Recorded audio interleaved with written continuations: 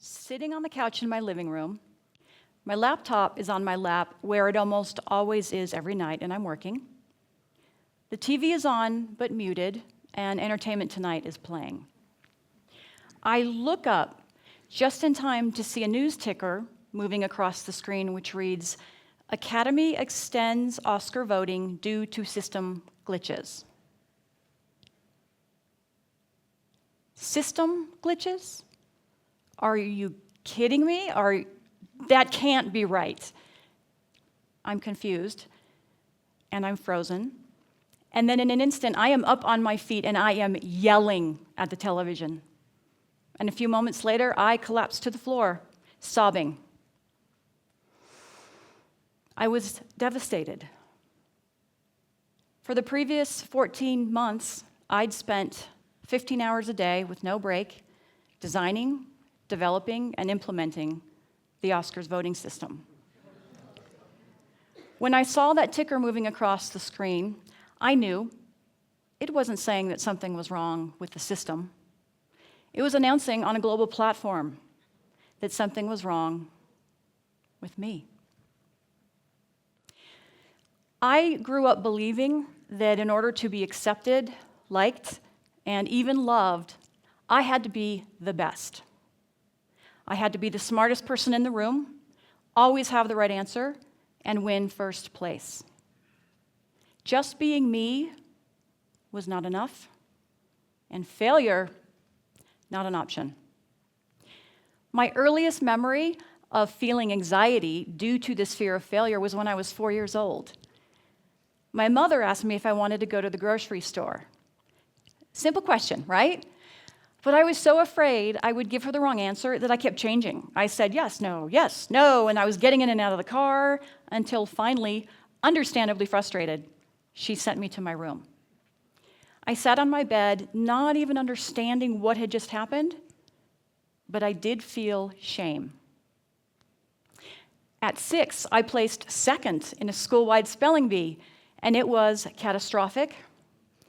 Second place meant that I failed and disappointed everyone. I was flooded with fear and shame, and I ran to the bathroom where I cried inconsolably for 2 hours until a teacher had to come and get me. I knew in that moment I had not done my best, and therefore nobody was going to like me. At 6 years old, all I knew was that I was not enough. This belief showed up over time in other areas of my life. When I was 10, I started dieting. I thought that to be likable, I had to be thin. During adolescence, I made every effort to be the good girl because any perception that I was bad would bring rejection. This showed itself as my needing to be first in all of my academic pursuits and in charge of any activity I joined because I had to show everyone that I knew how to do it right. During this time, I studied piano. And while I stopped enjoying it early on in high school, well, when my instructor said, "I think you have enough talent to get into Juilliard," I didn't quit. I mean, how could I? It was yet another thing that I had to achieve. And as a result of this constant pressure that I placed on myself, my days were full of stress, sadness, and anxiety. Now, college, I was named captain of the women's rowing team and voted most valuable oarsman every year. I took 4 to 6 dance classes every quarter, even though I wasn't a dance major. And college brought something brand new in addition to academics and extracurriculars. Boys! At the first hint of a romance, I would morph into the guy's ideal version of a girlfriend because I didn't believe I was enough. He wouldn't like me. I spent the majority of my energy and time manipulating myself, others, and the world around me, all to avoid rejection and failure. I'd had a dream since childhood to go to medical school and become a neurologist, but I became so terrified that I would fail that I walked away from that dream. And it's something that to this day causes a lot of pain.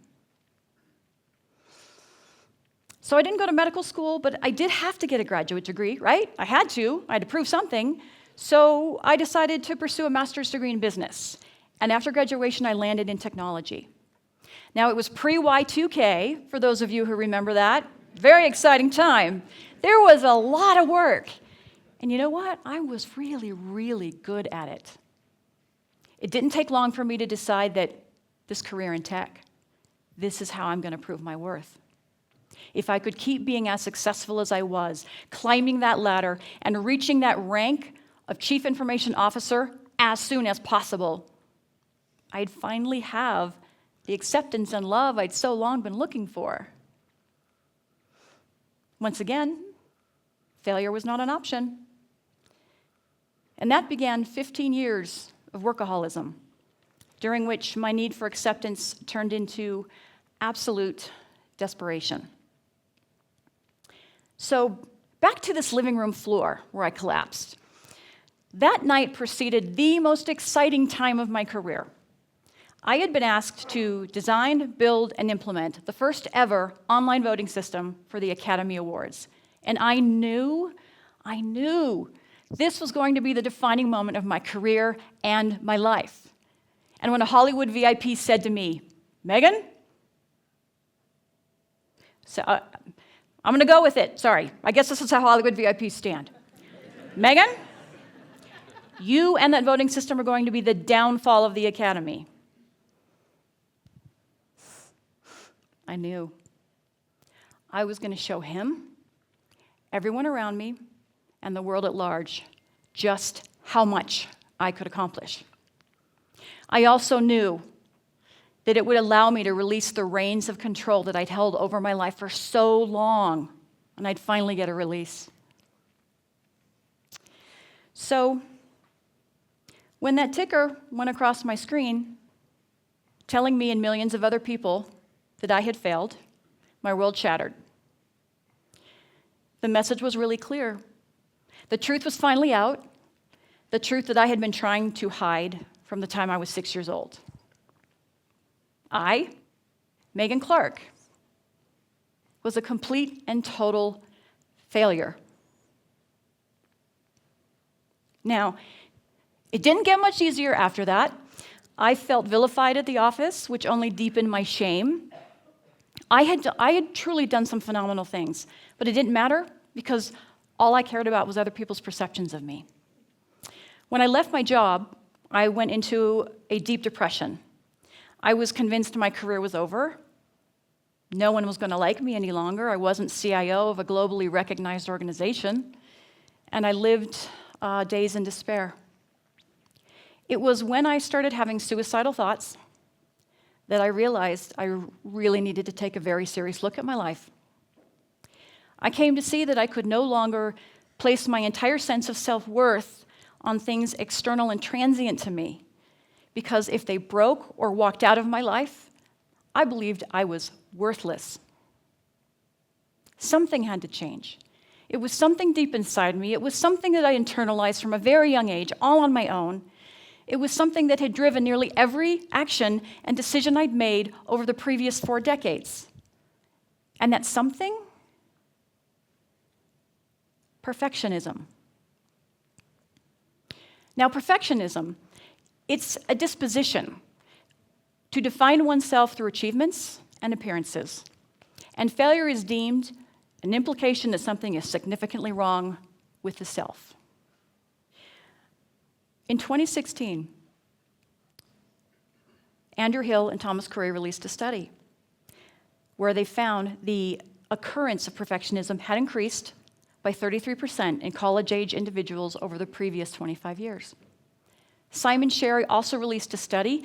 He looked at individuals between ages 15 and 49, similar results, also noting it affected men and women equally.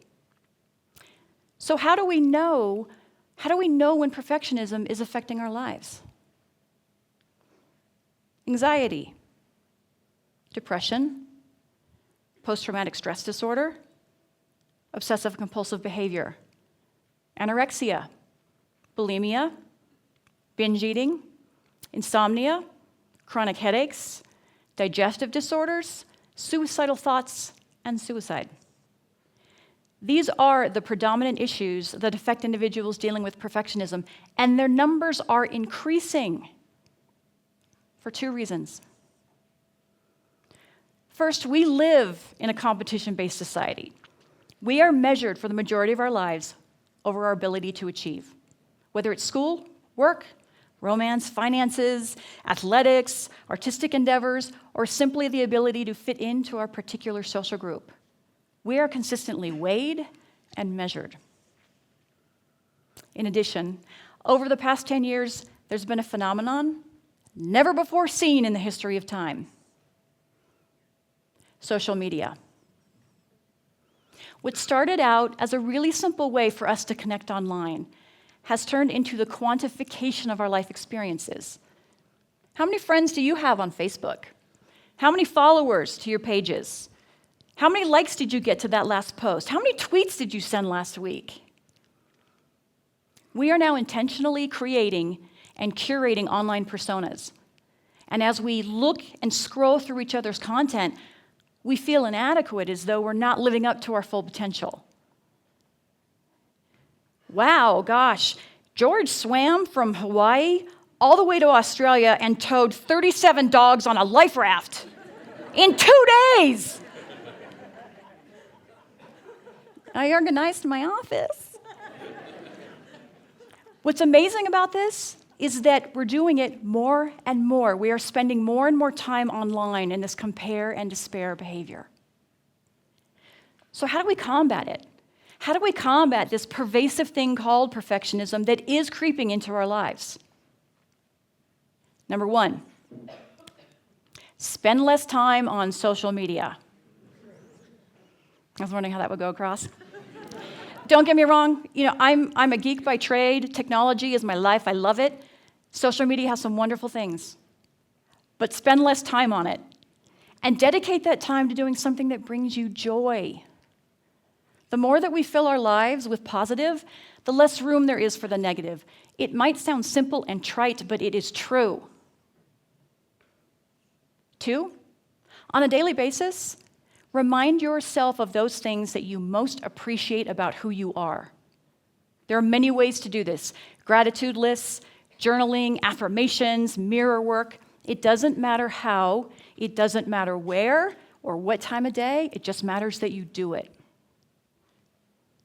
3, when that voice of perfectionism starts to talk, and it loves to start sentences with, "you should have."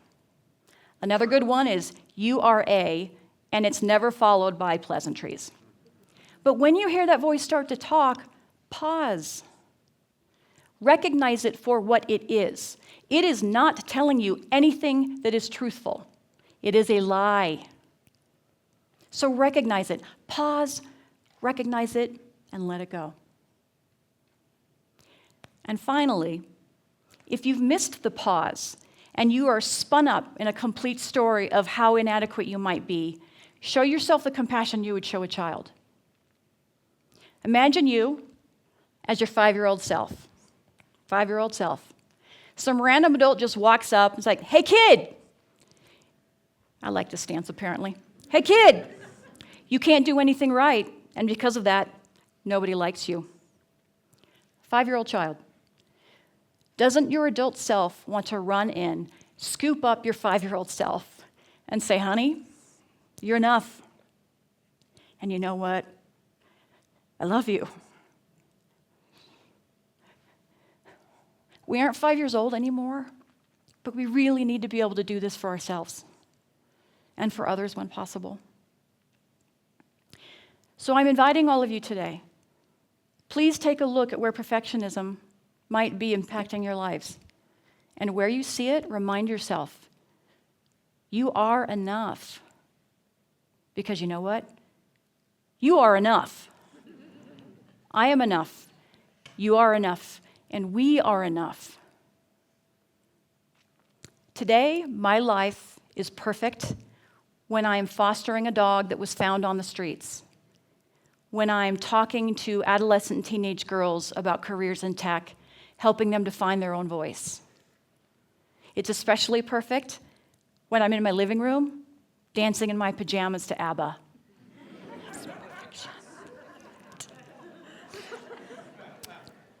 Today, my perfectionism is about embracing my imperfection and also finding the joy in the process. I robbed myself of a lot of joy, and now it's about finding it. So I want to leave you with this. Imagine a world where all of humanity could embrace its imperfections and in each and every moment know that it was enough and fully feel and experience its joy. That's perfect to me. Thank you.